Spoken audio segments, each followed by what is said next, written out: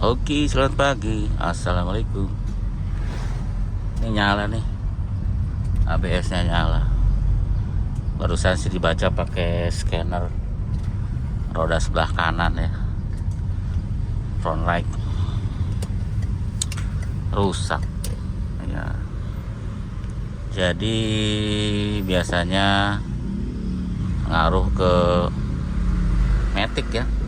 Bisa error kalau itu, tapi untungnya tidak modulnya yang rusak. Kalau modulnya mahal gitu. Ini maticnya masih bisa ngoper ya karena sebelah kanan. Kalau nggak salah yang dibaca sama ABS itu untuk matic yang sebelah kiri kalau nggak salah sih. Jadi kalau yang kanannya terbaca rusak tapi maticnya tetap normal. Mungkin nih kalau emergensi, kalau nanti problem ABS sensor terus masalah, dipindah aja gitu ya. Misalkan terbaca yang kiri terus maticnya error, pindah aja ke kanan untuk emergensi. Jadi biar yang kirinya tetap terbaca. Lupa yang belakang apa yang depan gitu, yang khusus buat kecepatan mobil itu. Kecuali kalau modulnya rusak ya udah nggak ada ampun, maticnya pasti error. 307. Ini enak banget mobilnya. Ini kayak mobil terenak yang dicoba. Tenaganya gede banget. Mantap. Tuh. Ya untungnya bukan modul ya. Kalau modul mahal. Kalau sensor ya relatif murah ya dibanding modul. Sensor makan hanya kabel aja, ada sensor ke roda ya. Yang ini yang terbaca yang sebelah kanan. Nanti nggak tahu nih ada apa enggaknya barang. Mudah-mudahan tidak inden ya. Kita kan sering bilang ada yang nanya untuk spare part pisut gimana. Saya pengen beli pisut, gampang apa susah? Tergantung gitu ya. Kita harus nyari-nyari dulu. Nggak seperti mobil Jepang. Kita ke depan dikit juga ada spare partnya ya. Tapi kalau mobil pisut kan nggak gitu. Kayak gini rusak, ya udah kita harus cari dulu ya. Mudah-mudahan di toko langganan kita ada atau di Astra ada. Ya kalau di toko nggak ada, di Astra nggak ada, harus inden sebulan gitu kayak gitu ya. Bagi orang yang mungkin mobilnya sangat butuh dipakai ya nggak cocok ya beli pesut. Karena nanti akan nggak bisa dipakai nanti mobilnya kalau problem. Ya mending mobil Jepang. Ya jadi saya sering bilang kalau ada yang mau beli 206 misalkan atau 307, pertanyaannya kan gitu, spare partnya gampang nggak? Barusan sudah terjawab ya. Kalau yang hal-hal yang jarang ya seperti sensor ABS kan itu tidak lazim ya, tidak gampang. Pasti nanya-nanya dulu ke toko. Kalau mereka nggak siap biasanya inden ke Astra begitu. Terus kalau memang nggak ada juga, solusi lain cari di Kampakan ya kan. Di Kampakan kan dia untuk kanan kiri itu sama. Jadi kanan sama kiri sensornya sama, jadi bisa pakai yang kiri juga gitu ya. Untuk belakang kiri kanan sama, untuk depan kiri kanan sama ya, seperti itu. Jadi kadang-kadang kalau yang pemula, kan ada video sebelumnya tuh ada yang nanya gampang nggak spare partnya. Kalau kena ya, kalau kayak filter terot mungkin gampang gitu ya.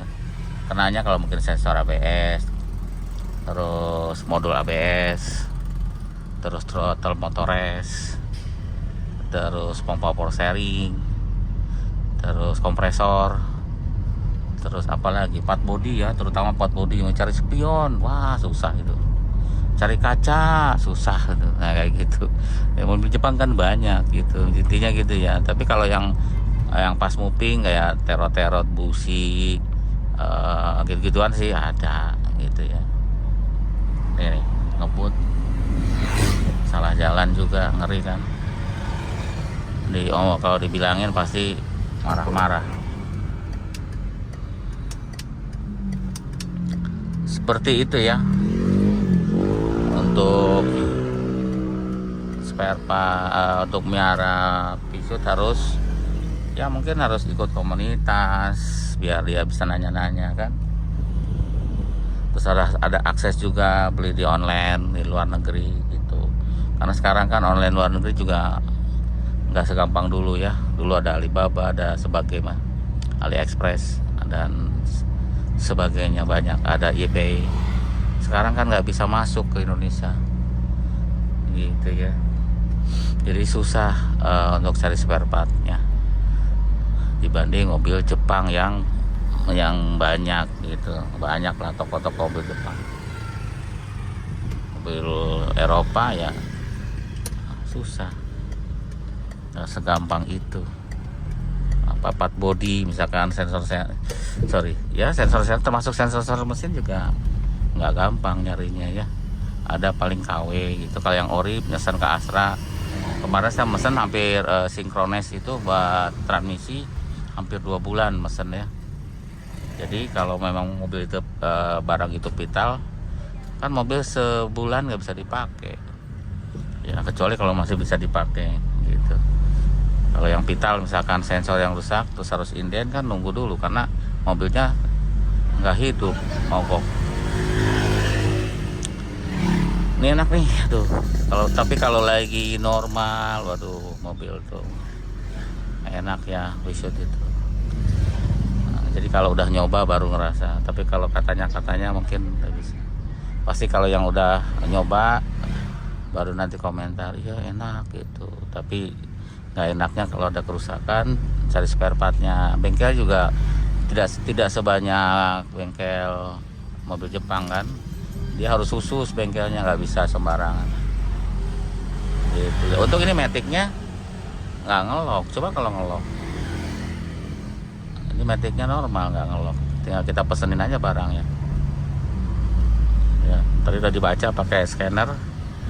Itu sensornya ya, terbaca permanen fault yang right hand, yang depan kanan front right. Terus kita sudah dibaca, diputar rodanya apakah ada rotari di sensor itu, di parameternya nggak ada. Dibaca di parameternya nggak nongol juga, berarti emang sudah rusak, nggak bisa dibenerin ya sensor itu. Karena nggak ada luka putus juga sih. Kalau udah kayak gitu udah susah benerinnya. Kalau putus kita bisa sambung. Kalau nggak putus terus rusak ya nggak bisa kita sambung. Kayak gitu ya. Enak banget ini mobil. Kalau ketemu yang enak kayak gini, tenaganya responsif, setirnya enak, gasnya enak, remnya enak, coba. Enak banget ini. Ini satu lagi ya. Jadi kalau beli mobil walaupun sama-sama 307 misalkan, tidak semuanya rasanya sama enaknya gitu, beda-beda.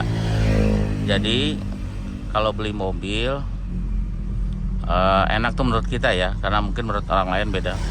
Tes dulu, makanya dites enak gak nih handlingnya, remnya, gasnya, terus perpindahan maticnya. Menurut kita yang pemakai, nanti pemakainya, wah enak nih, cocok, setirnya nggak liar, nggak narik, nggak apa gitu ya, normal, lurus, nggak geter, terus responsif gasnya, remnya juga pakem. Nah itu kan berarti udah oke ya, poin 1.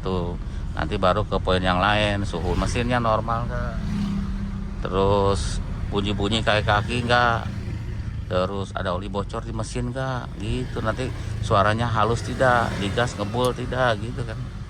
Jadi nomor 1 tuh sebenarnya handling dulu ya. Nanti mobilnya bagus, dipakainya nggak enak, nanti itu apa ya namanya, capek makanya, entah narik-narik mulu nih mobil, terus kalau narik kiri terus misalkan, atau gasnya lemot atau apalah, padahal mobilnya mulus banget ya itu harus dipertimbangkan. Nanti benerinnya susah. Kalau udah menjadi karakter, dibenerin kok tetap aja masih lemot, tetap aja masih narik gitu, karena udah karakter mobilnya, bawaan dari oroknya udah ya udah mungkin salah merawatnya ya.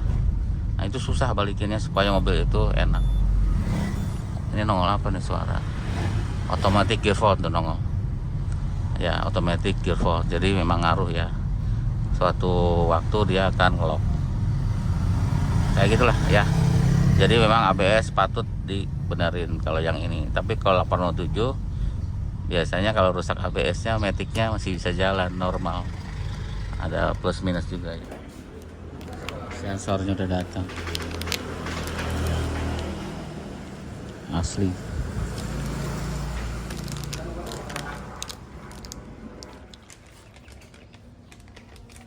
Lagi dipasang sama Mang Ujang sensornya. Nanti kita baca ya. Yang lihat masuknya ke mana? Sensornya ke situ ya. Ada gampang kok masangnya. Baut berapa? 10 ya? Oke, kita baca ya. Pakai scanner. Tadi dibaca itu permanen. Kalau sekarang nggak tahu nih. Ini ke ABS. Bos. Read fault. Nah itu ya. Permanen fault rate coherence. Yang kanan. Kita coba hapus. Real faulty. Oke. Oke.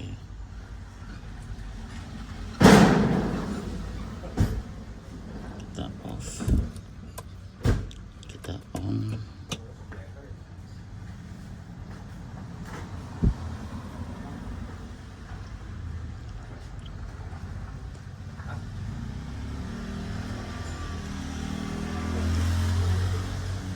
Complete, kita read fault, no trouble.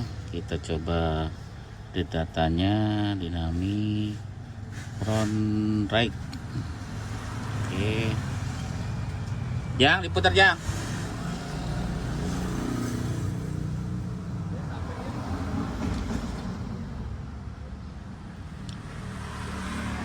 Udah diputar belum? Oh, Nave ya, aduh salah ya. Tar, harus pindah ke Android.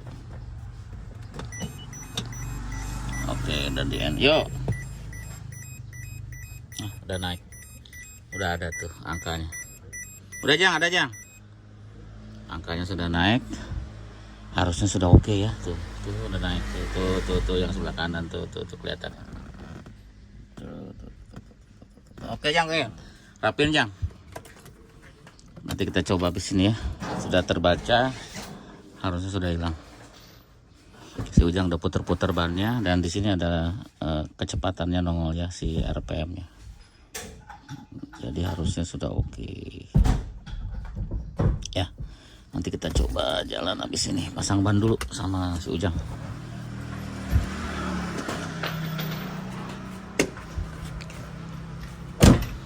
Oke, kita coba ya. Mobilnya sudah diganti sensor tadi. Sudah hilang kan gambar ABS-nya. Ya harusnya sih kalau udah hilang Matic-nya langsung oke ya, harusnya tidak ngelok lagi. Tadi ngeloknya juga pas mau nyampe bengkel malah ngelok. Berarti memang sensor apapun, yang depan belakang kalau ada yang rusak pasti Matic-nya masalah. Kalau 307 begitu. Oke, jadi ini udah selesai, diganti sensor yang sebelah kanan. Cara pengecekannya tetap harus dibaca pakai scanner, karena di situ nanti nongol yang rusak yang sebelah mana. Terus apalagi ya, nanti dilihat juga kalau parameternya ya, parameternya harus nongol ya. Pas kita putar bannya dia harus nongol. Kalau udah nongol dilihat dipakai scanner berarti sudah oke. Seperti itu. Ini sudah oke. Tinggal diserahkan ke yang punya mobilnya ya.